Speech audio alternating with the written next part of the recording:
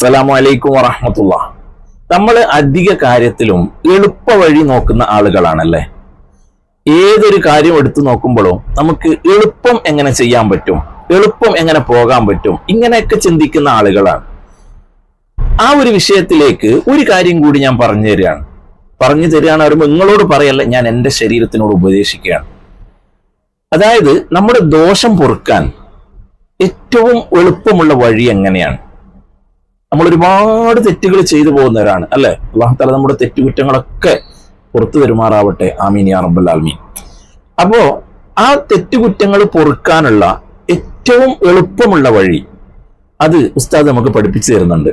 അത് കേട്ടിട്ട് നമുക്ക് വീഡിയോയിലേക്ക് വരാം. നമ്മൾ ജീവിതത്തിൽ ചെയ്തു പോയ തെറ്റുകുറ്റങ്ങൾ പൊറുക്കാൻ ഏറ്റവും എളുപ്പമുള്ള പരിപാടി എന്താ? നമ്മൾ ജീവിതത്തിൽ ചെയ്തു പോയ ഹറാമുകൾ, തെറ്റുകുറ്റങ്ങൾ പുറത്തു കിട്ടാൻ ഒരു റിസ്കും ഇല്ലാത്ത എന്തെങ്കിലും കാര്യം ലോകത്തുണ്ടോ? ഉണ്ട്. എന്താ അത്? നിസ്കരിച്ച സ്ഥലത്ത് തന്നെ ഇരുന്നാൽ മതി. നിസ്കരിച്ച സ്ഥലത്ത് ഇരുന്നിട്ട് ചൊല്ലുന്ന 33 സുബ്ഹാനല്ലാഹും മറ്റു അദ്കാറും ദുആവും, അതിനൊക്കെ കൂലി വേറെ ഉണ്ട്. നീ ഒന്നും ചൊല്ലിയില്ല, നിസ്കരിച്ച സ്ഥലത്ത് തന്നെ അവിടെ ഇരുന്നാൽ, മാദാമ ഫീ മുസല്ലാഹു, അവിടെ ഇരുന്നാൽ നിന്റെ ദോഷം പുറത്തു.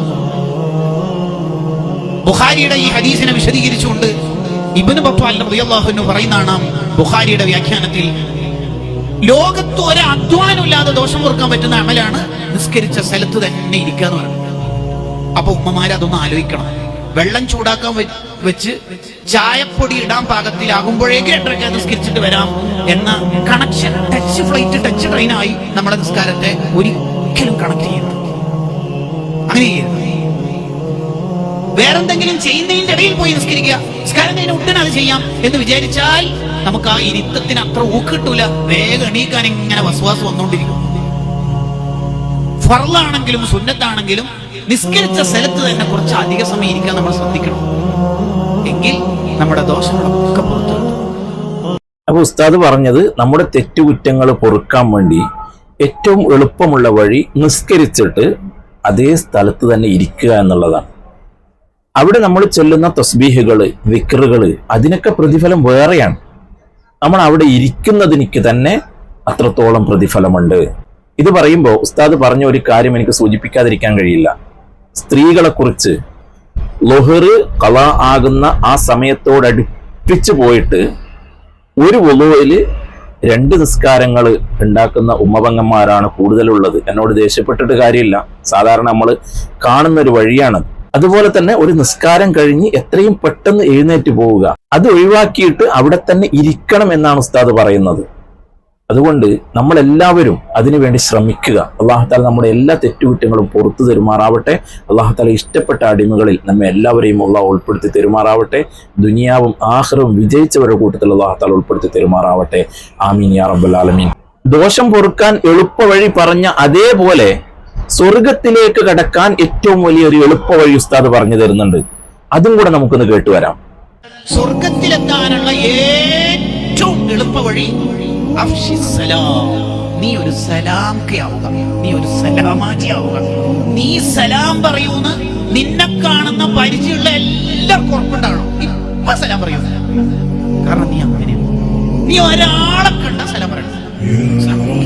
എന്താ പൈന ചെലവ്, പരിബന്ധ ചെലവ്, കുറേ വഴതുകൾ കേട്ട് കുറേ പോയിന്റുകൾ എഴുതി വെച്ച് ഉള്ള വാഴനൊക്കെ മാഷാ അല്ലാഹ് തബാറക്കല്ലാഹ് അടിപൊളി വാഴട്ടാണ്. ഒപ്പനെ വാഴ ഞാൻ പലപ്പോഴും യൂട്യൂബിൽ കേട്ടിട്ടുണ്ട്, ഇത് ആദ്യമായിട്ട് നേരിട്ട് കാണുന്നത് എന്ന കമന്റിൽ അടിക്കുന്നതിന് പകരം ഒരൊറ്റ നന്മ ഒന്നെങ്കിൽ ശരിയാണല്ലേ ഈ പറഞ്ഞത് ജീവിതത്തിന്റെ ഭാഗമാക്കി. സലാം പറയുന്ന ആൾക്ക് 90 കൂലിയും മടക്കുന്ന ആൾക്ക് 10 കൂലിയും. എത്ര വലിയ ഓഫറാണ്! സലാം പറയുന്നതിന്റെ മഹത്വം മനസ്സിലാക്കിയത് കൊണ്ട് തന്നെ സ്വഹാബത്തിന്റെ ചരിത്രത്തിൽ കാണാം, അവര് ഒരാളെ കാണാൻ വേണ്ടി മാത്രം വീട്ടിൽ പുറത്തിറങ്ങും. എന്തിന്? ഈ ഒരാളെ കണ്ട ഒരു സലാം പറയാൻ ചാൻസ് കിട്ടുമല്ലോ. അപ്പൊ എത്ര ഇതിന്റെ മഹത്വം! നമുക്ക് എത്രയാ സാധ്യതകൾ ചുറ്റുവട്ടത്ത്. ഒരു ദിവസം തന്നെ ശരിക്കും കൗണ്ട് ചെയ്യുകയാണെങ്കിൽ ഒരു 100-200 സലാം നമ്മൾ വിചാരിക്കുകയാണെങ്കിൽ നടക്കും. ഉദാഹരണത്തിന് ഞാനിപ്പോ പ്രസംഗത്തിന്റെ തുടക്കത്തിൽ അസ്സലാമു അലൈക്കും പറഞ്ഞാൽ ആണുങ്ങൾ 100, സ്ത്രീകൾ 200, ഇന്നത്തെ 300 ആയില്ലേ? എത്ര ഒരു ഓഫറാണത്! ചില്ലറ കാര്യമാണോ? നമുക്ക് എത്രായിരം ആൾക്കാരെ കണ്ടുമുട്ടാനുള്ള സാധ്യതകളുണ്ട്.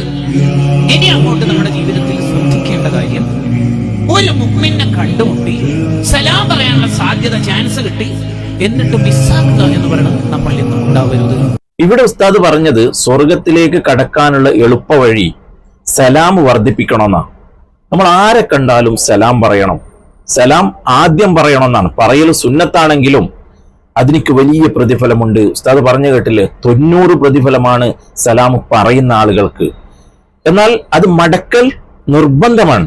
ആ മടക്കുന്ന ആൾക്ക് 10 പ്രതിഫലം മാത്രമേ ഉള്ളൂ. അത് ഞാൻ മിനിയാന്ന് വേറൊരു വീഡിയോയിൽ പറഞ്ഞിരുന്നു. നമ്മള് ചെയ്യുന്ന നിസ്കാരങ്ങള്, നോമ്പ്, സക്കാത്ത് പോലെയുള്ള നിർബന്ധമായ കാര്യങ്ങൾക്ക് മുകളിൽ അല്ലാഹുവിന്റെ റസൂൽ സല്ലല്ലാഹു അലൈഹി വസല്ലം തങ്ങൾ സ്വതക്കയെ കൊണ്ടുവച്ചിട്ടുണ്ട്. കാരണം നമ്മൾ മരണപ്പെട്ടു പോയാൽ ഖബറിലേക്ക് വരുന്ന 3 കാര്യങ്ങളിൽ ഒന്നാമതായി പറഞ്ഞത് സ്വതക്കയാണ്. നിസ്കാരത്തിനെ കുറിച്ചല്ല, നോമ്പിനെ സക്കാത്തിനെ കുറിച്ചല്ല പറഞ്ഞത്. അപ്പൊ അങ്ങനെ പല സമയത്തും അള്ളാഹുവിന്റെ റസൂൽ സല്ലല്ലാഹു അലൈഹി വസല്ലം തങ്ങൾ പല കാര്യങ്ങളും നമുക്ക് പഠിപ്പിച്ചു തരുന്നുണ്ട്. അതിൽപ്പെട്ട ഒന്നാണ് സ്വർഗത്തിലേക്ക് കടക്കാനുള്ള എളുപ്പവഴി സലാം അധികരിപ്പിക്കുക. നമ്മൾ സാധാരണ ആളുകളെ കാണുമ്പോൾ കഴിയുന്നതും സലാമുകൾ വർദ്ധിപ്പിക്കുക. നമ്മൾ നാട്ടിൽ നിന്ന് ആളുകളെ കാണുമ്പോൾ ഒന്ന് ചിരിച്ച് എന്താ സുഖം ഇത് പറയുന്നതിന് പകരം കാണുമ്പോൾ തന്നെ അസ്സലാമു അലൈക്കും വറഹ്മത്തുള്ളാഹി, നമുക്ക് എന്താണ് നഷ്ടമുള്ളത്?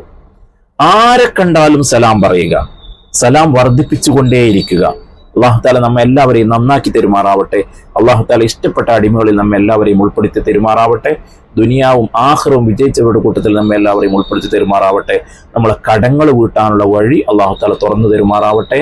ആമീൻ യാ റബ്ബൽ ആലമീൻ. അസ്സലാമു അലൈക്കും വറഹ്മത്തുള്ളാഹി.